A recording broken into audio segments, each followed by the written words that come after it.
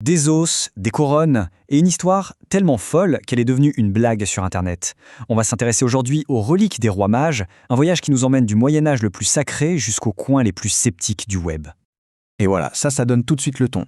Quand une discussion sur Reddit s'est lancée sur le sujet des os des rois mages, le sarcasme était omniprésent. Cette citation, elle capture parfaitement l'esprit moderne. Une incrédulité totale, mais avec une bonne dose d'humour. Et voici l'objet du délice, si on peut dire. Une magnifique chasse en or, un véritable chef-d'œuvre de l'art médiéval. Et à l'intérieur, les restes supposés des personnages parmi les plus connus de la Nativité. Pour notre monde moderne, l'idée semble, disons, un peu difficile à avaler. Alors, entrons dans le vif du sujet avec cette réaction très contemporaine. Comment un objet qui a été vénéré pendant des siècles a-t-il pu devenir une cible de moquerie en ligne ? Ces commentaires y résument toute une vision du monde. Pour beaucoup de gens aujourd'hui, les reliques c'est au mieux une superstition, au pire une escroquerie. L'idée qu'il y aurait assez de morceaux de la croix pour reconstruire une forêt, c'est une hyperbole parfaite qui révèle un cynisme très profond. Et c'est là que tout bascule.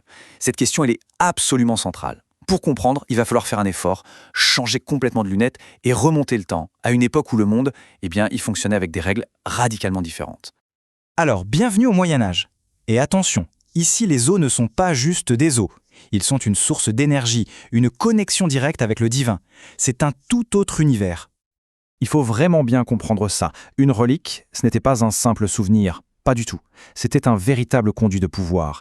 D'ailleurs, en remplaçant les amulettes païennes, le christianisme n'a fait que canaliser une croyance qui existait déjà, la puissance des objets. À travers sa relique, on considérait que le saint était là, réellement présent. Et bien sûr, l'écrin était aussi important que ce qu'il y avait dedans. Ces chasses, ce n'étaient pas de simples boîtes de rangement, c'étaient de véritables œuvres d'art, conçues pour magnifier, pour amplifier la puissance de la relique qu'elles contenaient. C'étaient des objets de vénération à part entière. Ok, maintenant qu'on a compris ce qu'était une relique pour les gens de l'époque, voyons comment elle est devenue la pierre angulaire de la société, de la politique et même de l'économie médiévale. Il y avait une véritable recette pour ça, une stratégie bien rodée. D'abord, on met la main sur une relique prestigieuse, c'est un peu comme acquérir une arme spirituelle de destruction massive. Ensuite, on la met en valeur dans un écrin incroyable, on diffuse sa légende partout, et enfin, on se sert de son prestige pour asseoir son propre pouvoir. C'est un plan en 4 étapes. Et là, on voit bien à quel point les reliques étaient au cœur de la vie de tous les jours. C'était pas juste des objets de piété dans une église, non. C'était des outils de gouvernance, des moteurs économiques qui finançaient des cathédrales, des garanties juridiques, on jurait sur les reliques, et même des porte-bonheur militaires. Bref, c'était l'infrastructure même de la société. Mais comment ce pouvoir s'est-il construit ? L'évolution est fascinante. Tout commence par une lutte contre le paganisme. Ensuite, on voit émerger des cultes de saints locaux un peu partout. Puis vient la récupération politique, avec des souverains comme Charles Martel qui comprennent tout le parti qu'ils peuvent en tirer. Et enfin, paradoxalement, la menace des Vikings va rendre les reliques cachées encore plus précieuses et désirables. Parce que le pouvoir d'une relique ne résidait pas seulement dans l'os lui-même, bien sûr, il était démultiplié par l'histoire qu'on racontait et par tout le rituel qui l'entourait. Après tout, un os, ça ne parle pas. C'est l'hagiographie, c'est-à-dire les récits de la vie et des miracles des saints, qui lui donnaient une voix, une personnalité, une histoire et surtout un pouvoir.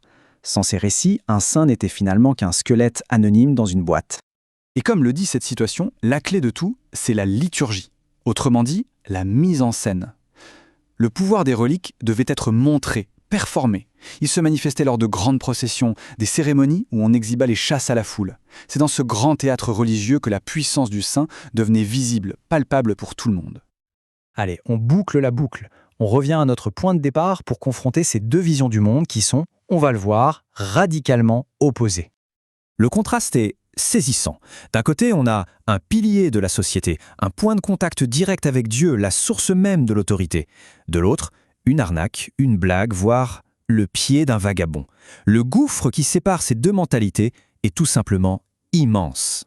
Au final, juger les reliques avec nos yeux du XXIe siècle, c'est un peu comme regarder un microprocesseur et n'y voir qu'un bout de silicium sans intérêt. On passe complètement à côté de sa fonction. Parce que, qu'on y croit ou non, les reliques, c'était le système d'exploitation qui faisait tourner le monde médiéval. Et voilà la question qui reste. Si ce ne sont plus des os, qu'est-ce qui a pris leur place ? L'argent ? Une constitution ? Un algorithme ? Qu'est-ce qui, dans notre monde, possède ce mélange d'autorité bien réelle et de croyances collectives qui rendait à l'époque un simple fragment d'os si puissant ? La réponse n'est peut-être pas aussi évidente qu'on le pense.